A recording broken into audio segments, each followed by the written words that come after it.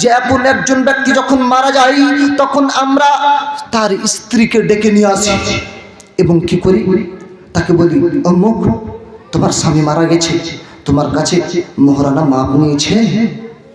বলি কি বলি না? বলি কি বলি না? সম্মানিত উপস্থিতি, আল্লাহ সুবহানাহু ওয়া তাআলা তিনি বলেছেন ওয়াতুন নিসা সাদাকাতিহিন্না নিহলা, তোমরা মহিলাদেরকে বিবাহ করো মোহর দিয়ে। রাসূল সাল্লাল্লাহু আলাইহি ওয়াসাল্লাম তিনি বলেছেন যে তোমরা মোহর দিয়ে বিবাহ করো। আর আপনি কি করছেন? মোহর বাকি রেখেছেন।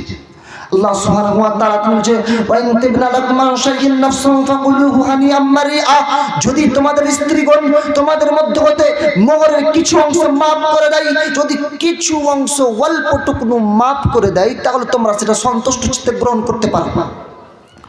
আমরা দেখতে পাই নারী সমাজকে আর পুরুষরা ঠকাচ্ছে। কিভাবে ঠকাচ্ছে? মোহর না দিয়ে ঠকাচ্ছে, ভাইয়ের বাপের জমির অংশ না দিয়ে ঠকাচ্ছে। বিভিন্ন জায়গায় দেখতে পাই আমরা নারীদেরকে পুরুষরা ঠকাচ্ছে। মনে রাখা ভালো হবে, ইসলাম এইরকম ঠকানোর ব্যবস্থা থেকে দূরে সরিয়ে দিয়েছে। এখন আপনি মোহর আপনার স্ত্রী বাধ্য হয়ে আপনাকে মাফ করছে। দেখেন কিভাবে মাফ করছে। সে লোকজনের সামনে তাকে আনা হলো, তার কাছে বলা হলো, সে বলছে আমাকে মোহর দেয়নি, তাহলে তুমি মাফ করে দাও। আপনি বলুন, আপনাকে যদি বলা হয় এতগুলো লোকের সামনে যে অমুক এত পাবে, আপনি মাফ করবেন কি করবেন না? স্বামীর ব্যাপার, না মাফ করলে লোকে কি বলবে? লোকে বলবে যে সে তার ভালো স্বামী, স্ত্রী নয়, অনেক অনেক কিছু। তখন কি করে? সে মাফ দিতে বাধ্য হয়। আজ বলে রাখছি, কোন ব্যক্তি যদি মারা যায় তার পূর্বেই তার মোহর পরিশোধ করতে হবে। মোহর পরিশোধ না করে এইরকম বাকি রেখে একজন মুমিনের পরিচয় নাই যে সে মোহরকে বাকি রাখবে। সম্মানিত উপস্থিতি, আপনাকে বলতে চাইছি, আপনি আপনার স্ত্রীর কাছে টাইম নেন, টাইম নিয়ে হলেও মোহর পরিশোধ করুন। মোহর পরিশোধ করতেই হবে, মোহর পরিশোধ করতেই হবে, মোহর পরিশোধ করতেই হবে। মোহর পরিশোধ করা ছাড়া কোনো মুমিনের পরিত্রাণ নেই। আজ দেখতে পাই ক্ষমা নেওয়ার বাহানাতে মুমিনদেরকে ধোঁকা দেওয়া, মুমিনা নারীদেরকে ধোঁকা দেওয়া হচ্ছে, তাদের মোহরটাকে মাপ নিয়ে নেওয়া হচ্ছে। না, কোনো মতে এটা বাঞ্ছনীয় নয়, এটা কখনোই শোচনীয় নয় যে একজন মুমিনা নারীকে ঠকাবে।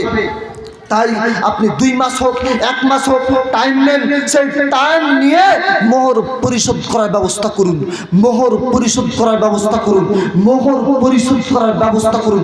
মোহর পরিশোধ না করে আপনি বসে থাকবেন না। মোহর পরিশোধ না করে আপনি বসে থাকবেন না।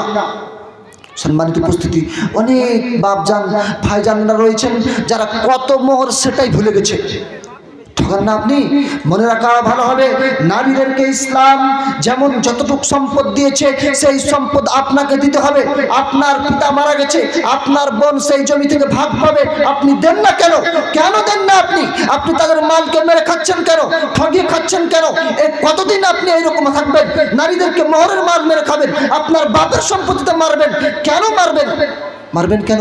শুনে রাখুন, মনে রাখুন যে আপনি অন্যের হককে নষ্ট করে, অন্যের হককে খেয়ে ভক্ষণ করে বাঁচতে পারবেন না। আল্লাহ সুবহানাহু ওয়া তাআলা আপনাকে ছেড়ে দেবেন না। আপনি অন্যদের উপরে জুলুম করছেন, আপনার স্ত্রীর প্রতি আপনি জুলুম করছেন মোহর না দিয়ে, আপনি আপনার বোনের প্রতি আপনি আপনার পিতার সম্পদ না দিয়ে জুলুম করছেন। আপনাকে এই জুলুম থেকে বাঁচতেই হবে।